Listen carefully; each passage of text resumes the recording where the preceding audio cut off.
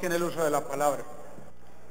Gracias, señor presidente. Me voy a unir a las palabras del doctor Roosevelt cuando inició su intervención para reconocerle a su señoría la gallardía, la capacidad de tolerancia y de liderazgo que han sostenido, no obstante las dificultades que han habido, para mantener el quórum y sacar adelante las iniciativas que se pretenden sacar. Pero ha sido usted un extraordinario líder que hemos creído en su juventud, en su convocatoria. Aquí estamos desde siempre respaldándole su gestión, doctor Augusto Posada. Usted es un extraordinario líder y nos agrada que en nombre de la Cámara de Representantes se haya tomado la iniciativa de liderar procesos en lo que respecta de San Andrés, al tema sobre el cual me voy a referir a continuación.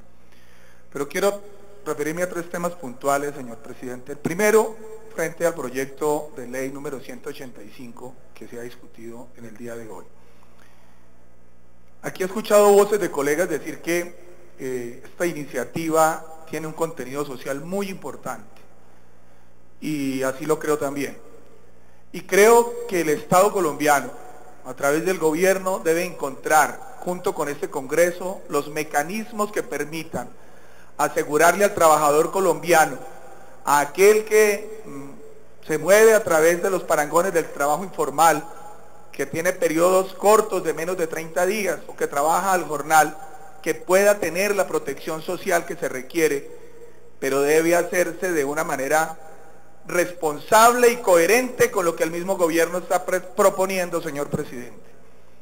En la reforma tributaria se busca y se ha dicho con toda la elocuencia del gobierno nacional y del señor ministro de Hacienda, a quien respetamos y acompañamos en muchas de sus iniciativas, que se busca disminuir a los grandes empresarios la parafiscalidad, en procura también de que se pueda aumentar la capacidad del empleo formal en nuestro país. Que cuando se va a disminuir la parafiscalidad de las grandes empresas de este país, se va a buscar entonces que haya mayor generación de empleo. No comprendo entonces si se le va a favorecer al grande empresario, al mediano empresario, cómo se piensa perjudicar o gravar al dueño de la pequeña finca que necesita trabajadores por días al jornal para poder adelantar las labores del sector rural, del sector agropecuario. Es una contradicción inaudita. No puede ser que aquella persona que requiere, por ejemplo, de los oficios de la rusa para que vayan a arreglar la casa, pintarle su casa durante 3 o 4 días, tenga que armarse de toda una parafernaria para pagarle la parafiscalidad y los seguros y todo al obrero que tiene que ir a cumplir una función por 2 o por 3 días. Ese es un tema que resulta contradictorio con el espíritu y la iniciativa que ha presentado el gobierno nacional. Vamos a procurar entonces estimular el empleo formal a las grandes empresas, a quienes tributan, entre comillas, de manera superior, pero vamos a afectar al pequeño productor campesino o al pequeño generador de empleo, así sea informal. Termino diciendo lo siguiente: sí se le debe garantizar a ese empleado informal o a ese empleado temporal la seguridad social, pero el Estado tiene que encontrar un mecanismo diferente. No puede entrar en esa contrariedad de que en la reforma tributaria le proponen que a los grandes empresarios se le quite la parafiscalidad para generar empleo formal, pero al pequeño generador de empleo entonces se le va a poner en la enorme dificultad que para contratar un jornalero de 3 o 4 días tenga que pagar seguridad social y todo esto. ¿Dónde está quedando entonces el renglón de esa economía informal, entre comillas, en la que se ha venido moviendo nuestro país en los últimos 50 años porque el Estado no ha sido capaz de generar una política seria de empleo?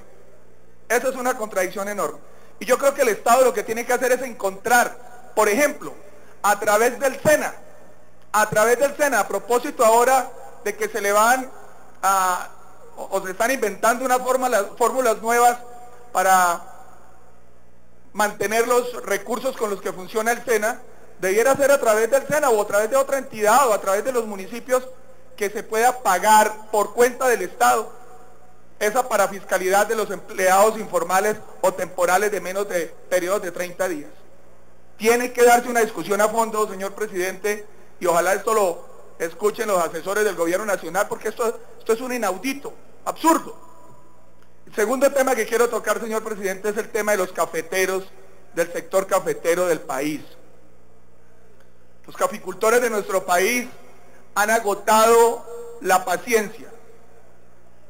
Han tratado en foros en diferentes regiones del país, en el Huila, en Antioquia, en Caldas, en el eje cafetero, de llegar a un diálogo concertado con el gobierno nacional y con las directivas del gremio del sector cafetero en Colombia para que se pueda preestablecer un acuerdo que permita que el sector de la caficultura en nuestro país tenga el reconocimiento que se merece en estos momentos de crisis.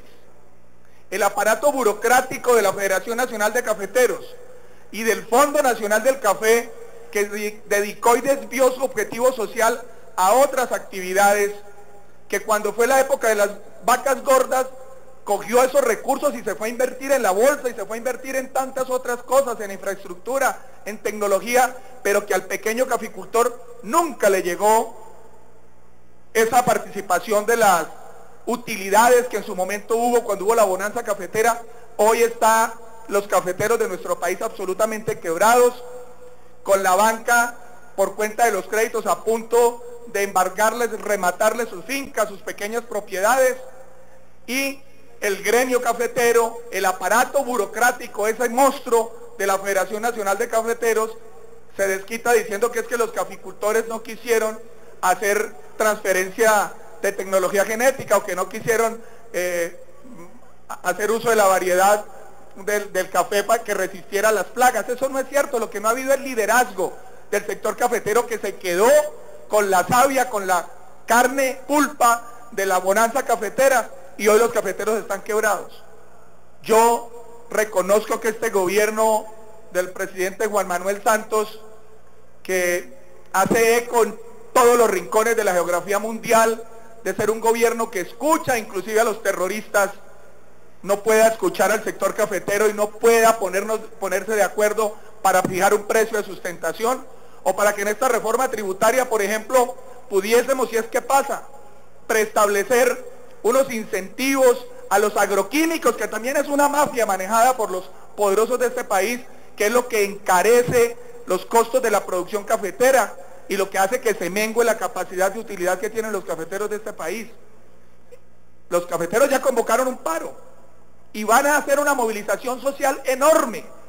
Yo, que soy tradicionalmente un hombre que no acudo a las vías de hecho, estoy rompiendo por dos razones esa tradición, porque las tradiciones hay que romperlas cuando afectan la dignidad y la soberanía. Me pongo del lado del sector cafetero en este país. No puede ser posible que Colombia, que se muestra ante el mundo como un país orgullosamente productor del mejor café del mundo, por cuenta de nuestros pequeños campesinos y cafeteros, los tengamos descuidados, que no los escuchemos, que no tengan audiencia en el contexto nacional. Eso es un absurdo de aquí a la luna. Y este Congreso, que ya se ha expresado y pronunciado varias veces, debe volver a llamar la atención del gobierno nacional para que al particular se le preste atención, no solamente con el sector gremial, porque ahí hay una fractura enorme entre el aparato burocrático de la Federación Nacional de Cafeteros y los pequeños campesinos, que son los que sienten la necesidad allá en el campo colombiano. Y el tercer punto, señor presidente, y con esto termino, le ruego 2 minutos porque quiero referirme al tema de San Andrés.